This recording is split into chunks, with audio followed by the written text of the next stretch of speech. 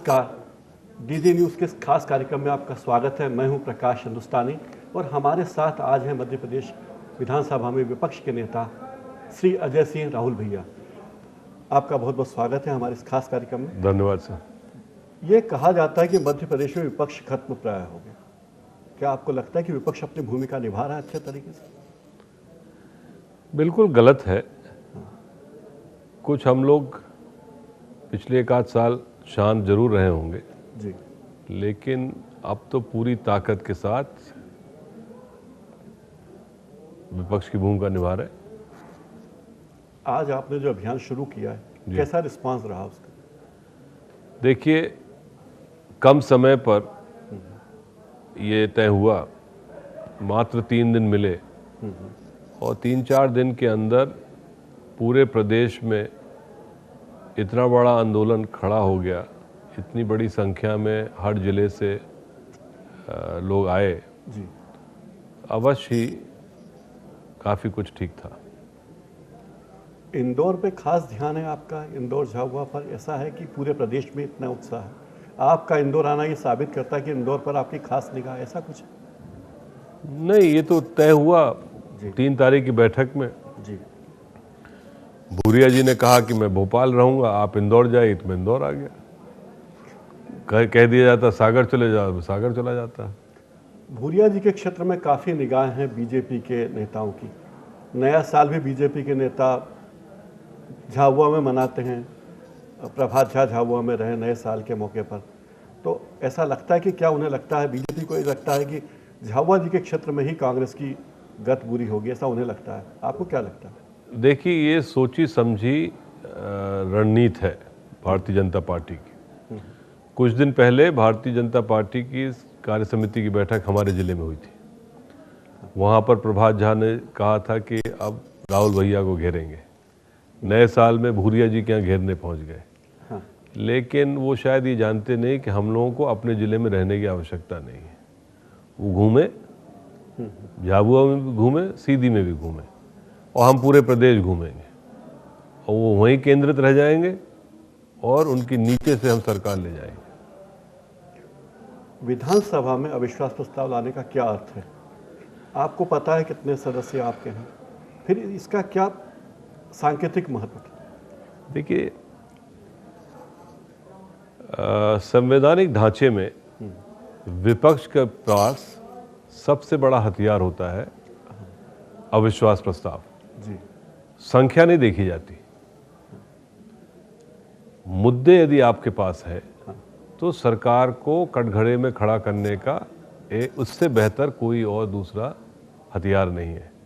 इसलिए अविश्वास प्रस्ताव हम लोग लाए थे, जानते हुए कि कोई जीतने की संभावना नहीं है।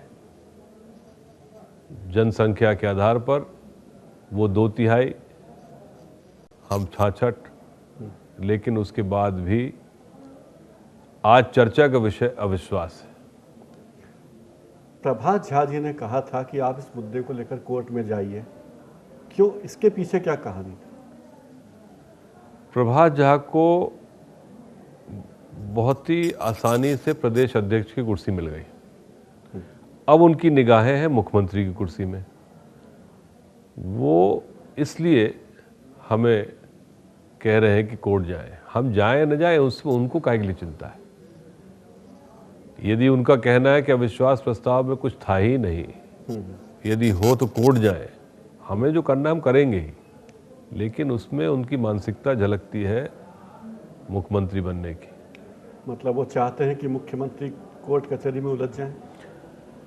वो उलझ जाए और ये कुर्सी में बैठ जाए।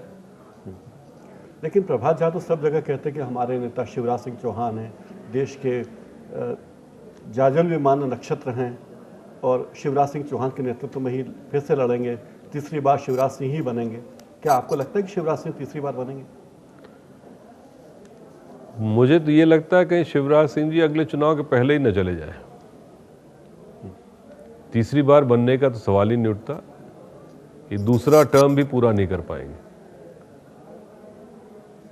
दिग्विजय सिंह जी कहते थे कि काम करके चुनाव नहीं जीते जाते। आप सहमत हैं उनकी बातों से?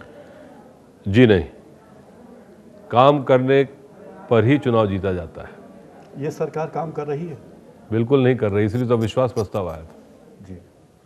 यदि काम कर रही होती, यदि किसान खुश होता, मजदूर खुश होता, भ्रष्टाचार न होता, इस चरम सीमा में अवैध उत्खनन न होता, तो अविश्वास प्रस्ताव लाने की आवश्यकता नहीं थी। आपने कहा ये सरकार घोटालों की सरकार है, अपने भाषण में भी कहा, तो किन घोटालों की ओर आपका ध्यान गया मुख्यतः? मैं ज़्यादा बड़े घोटालों की बात न करूं, सिर्फ इंदौर से ही, इस अंचल से ही बता दूं। सुगनी देवी घोटाला, पेंशन घोटाला, सिंहस्थ घोटाला, जमीनों का घोटाला, और कुछ घोटाले बचे हों बता दीजिए। इंदौर तो बहुत तरक्की कर रहा है, टीसीएस आ रही, इन्फोसिस आ रही है, शहर में खुशहाली है, स्वर्ग बन जाएगा इंदौर। नहीं, टीसीएस आए, इन्फोसिस आए, प्रदेश के लिए अच्छा है, लेकिन टीसीएस और इन्फोसिस जहां आ रहा है उसके आसपास की भी कहानी आने वाले समय में आपको मालूम चढ़ जाएगी कि 400 एकड़ में ज़मीन में कौन कौन लोगों ने अभी से खरीदारी कर ली है। टीसीएस और इन्फोसिस के बहाने किसके सौदे हो गए, ये कोई बात अभी शायद उजागर नहीं हुई है, हो जाएगी। पर ऐसा तो सभी जगह होता है, बेंगलोर में हुआ, हैदराबाद में हुआ, जहां उद्योग धंधे आते हैं लोग तो ज़मीन खरीदते ही। इसमें नई बात क्या है, या गैरकानूनी क्या है इसमें, या घोटाला क्या है इसमें? अब घोटाला जब आगे सामने आएगा तो पता चलेगा घोटाला क्या है। अच्छा। आप थोड़ा पता लगा लीजिए, इन्फोसिस की जो ज़मीन इनके हेडक्वार्टर में कितने एकड़ की है, बेंगलोर में कितने एकड़ पर इन्फोसिस का कैंपस है। लुटा रहे हैं क्या मध्य प्रदेश में? 28 एकड़ पर इन्फोसिस का कैंपस इंदौर पे है, जो राष्ट्रीय कैंपस है। यहाँ जो 100 एकड़ दे रहे हैं, आपको आगे पता चलेगा उसमें क्या क्या रियायतें दे रहे हैं, क्या क्या अनुमति मिलेगी, और जब वो घोटाला उजागर होगा, मैं ये नहीं कहता इन्फोसिस ना आए, इन्फोसिस आए, लेकिन उसके पास भी इंडस्ट्रियल एरिया है, वहाँ ज़मीन दे।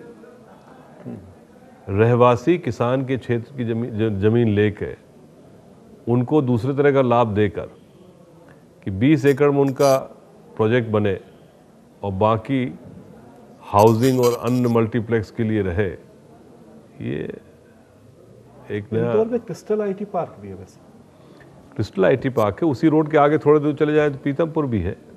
ज़मीन पर्याप्त है इंडस्ट्रियल एरिया के लिए, लेकिन अब मैं पहले कह दूंगा तो ठीक नहीं।